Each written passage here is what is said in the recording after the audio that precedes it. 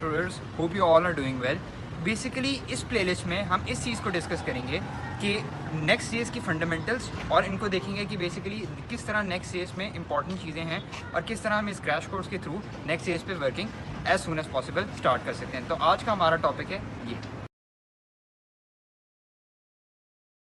Basically आज की playlist की हमारी जो स्टार्ट हो रही है वो है नेक्स्ट जेएस क्रैश कोर्स, और बेसिकली इसका हमारा गोल ये है कि हम as soon as possible next JS पे वर्किंग स्टार्ट कर दें। ठीक है, जो इंपॉर्टेंट चीज़ें हैं बेसिकली नेक्स्ट जेएस ऐसे इतनी ज़्यादा डिफरेंट नहीं है।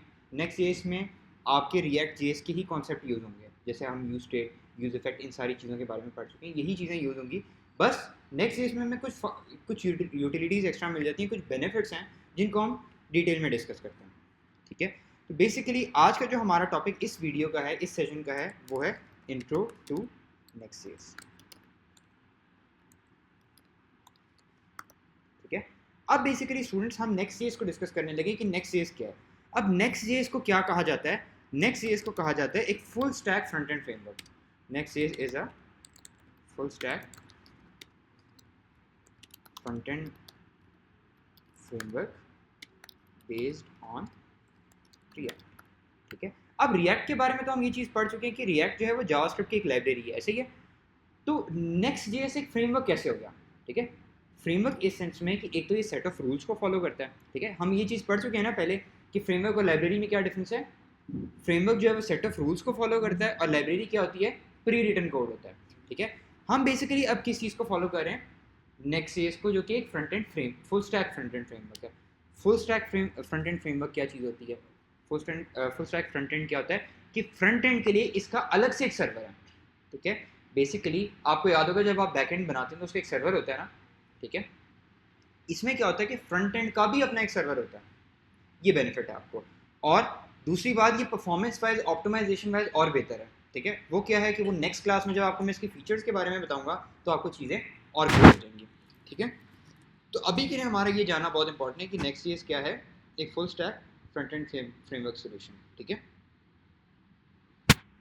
क्या क्या फ़ायदे हैं? ठीक है, नेक्स्ट जेएस हम यूज़ करते क्यों हैं? ठीक है, आपका ये क्वेश्चन होना चाहिए कि हम पहले HTML CSS जावास्क्रिप्ट पे काम करते थे।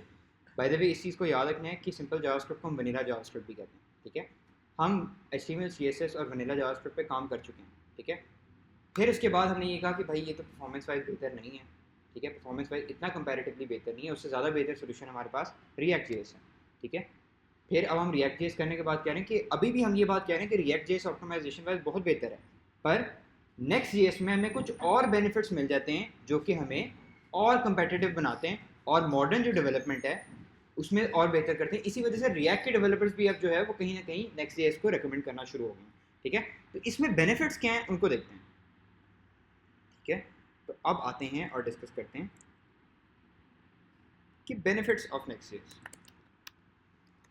Benefits of next JS. ठीक है, तो क्या हो गया? बेनिफिट्स हमें मिलते हैं नेक्स्ट जेएस में। अब क्या क्या मिलते हैं उनको देखते हैं।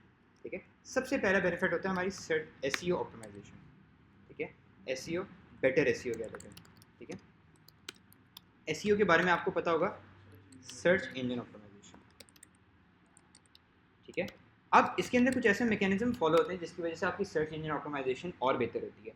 अब वो क्या है, वो नेक्स्ट लेक्चर्स में मैं आपको बताऊंगा, आपको बिल्कुल क्लियर हो जाएगा कि किस बेस पे इसकी सर्च इंजन ऑप्टिमाइजेशन ज़्यादा बेहतर हो रही है। ठीक है, और दूसरी बात इसके अंदर ये है सर्वर साइड रनिंग। ठीक है, सर्वर साइड रनिंग, और इस फीचर को हम SSR भी कहते हैं। ठीक है, SSR क्या चीज़ है? Server side rendering. Server side rendering का हमें क्या बेनिफिट है? सर्वर साइड रेंडरिंग का हमें ये बेनिफिट है कि हमारा जो ब्राउज़र है, हमारा जो क्लाइंट है, ठीक है, क्लाइंट हम उसी को कहते हैं ना, ब्राउज़र को। जैसे फॉर एग्जांपल इसको मैं आपको थोड़ा एक्सप्लेन कर देता हूँ। इसको मैं एक्सप्लेन इस सेंस में करता हूँ कि जैसे आपका ब्राउज़र है, ठीक है, आप ब्राउज़र पे कोई भी आपने चीज़ सर्च की है तो आपको लोड ब्राउज़र पे ज़्यादा नहीं मिलेगा। क्या होगा? सर्वर साइड पे चीज़ें हैंडल हो जाएंगी, क्योंकि आपको मैंने बताया कि फ्रंट एंड का भी एक अलग से सर्वर है। ये वो चीज़ है जो मुझे पता है आपको बहुत डिटेल में अभी समझ नहीं आएगी। ठीक है, अभी आपको थोड़ी बहुत भी समझ आ गई तो good to go, next lectures में हम इसको डिटेल में कवर करेंगे। ठीक है, फिर उसके बाद सबसे बड़ी बात इसमें होती है, हमारे पास सर्वर साइड रेंडरिंग के साथ हमारे पास होता है इसमें नेक्स्ट राउटर। ठीक है, अब नेक्स्ट राउटर क्या चीज़ है? नेक्स्ट राउटर ये कि आपको याद होगा हमें पहले एक्सटर्नल लाइब्रेरी इंस्टॉल करनी पड़ती थी, हमें क्या करना पड़ता था, एक्सटर्नल लाइब्रेरी ऐड करके रिएक्ट राउटर डॉम ऐड करना पड़ता था, फिर उसके राउट्स बनाने पड़ते थे, वो सारा कुछ। इसके अंदर हमें ये बेनिफिट है कि जो नेक्स्ट जेएस है ना, उसका प्लस पॉइंट ये है कि आपने जैसे फाइल बनाई, ठीक है, ये मैं आपको नेक्स्ट हमारा एक लेक्चर आएगा इस पर डिटेल, ठीक है, उसमें मैं आपको डिटेल में बताऊंगा। अभी मैं आपको एक रफ ओवरव्यू बता देता हूँ, आपको चीज़ें क्लियर हो जाएंगी उससे। होगा क्या कि जब आप एक पेज बनाते हैं, पेज बनाना आता है आप लोगों को, रिएक्ट में हम बना चुके हैं पहले, ठीक है।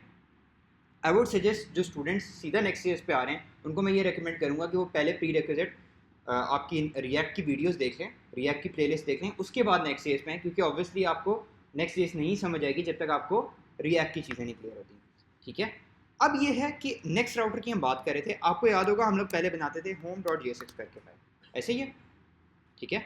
अब इसका बेनिफिट क्या है कि नेक्स्ट राउटर करता क्या है कि जब हम होम डॉट जेएसएक्स के नाम से या होम के नाम से कोई फोल्डर बनाएंगे, ठीक है, वो क्या करेगा, स्लैश होम के नाम से आपका राउट बना देगा,